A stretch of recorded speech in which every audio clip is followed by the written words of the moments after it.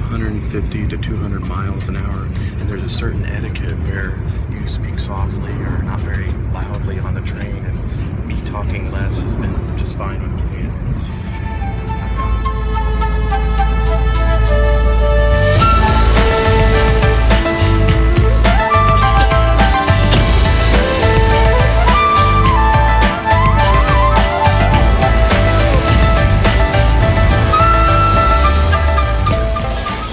Train, the Japanese call it Shinkansen, and for us as tourists, we get this rail pass. This one was 7 days. It's a piece of cake. After the first 1 or 2 trips on it, no problem using it whatsoever. It's easy, it is super fast and super high tech. One thing I do recommend, if you get this, spend the extra money for the green car. You get a reserved seat, there's more space, and it's not that much more. For us, it was about 30% more.